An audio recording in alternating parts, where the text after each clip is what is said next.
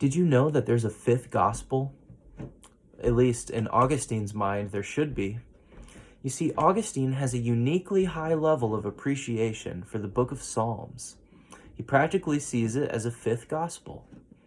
And this is clearly expressed in his interpretation and application of the Psalms to the Christian life. But Augustine is not alone in his interpretations and applications, because roughly 15 centuries later, we see the Pentecostals picking up where Augustine leaves off.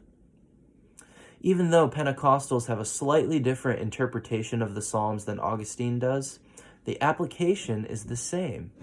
They both apply the Psalms to the Christian life by saying that the Psalms should be experienced through imitating David, who is the precursor to Jesus Christ, so that one's affections can be transformed.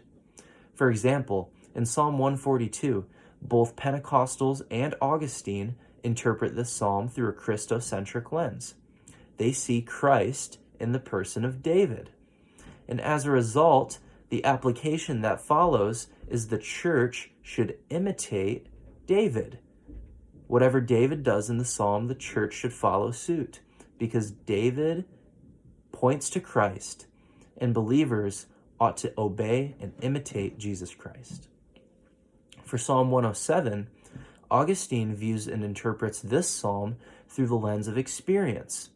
The Psalms aren't merely meant to be read, they're to be experienced. Contrastly, Pentecostals interpret Psalm 107 through the lens of one's affections, most notably in this psalm, the affection of gratitude. So the application that follows both of these psalms is that they are to be experienced so that one's affections can be transformed and conformed to the affections found in the text.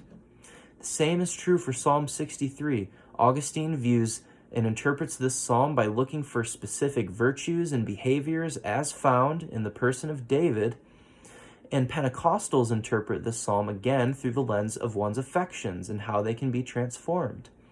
So the application that follows is believers should imitate David because he exemplifies godly virtues and behaviors. And as a result, a Christian's affections should be transformed and conformed to the psalm itself. So ultimately, even though Pentecostals have a slightly different interpretation from Augustine, the application remains the same.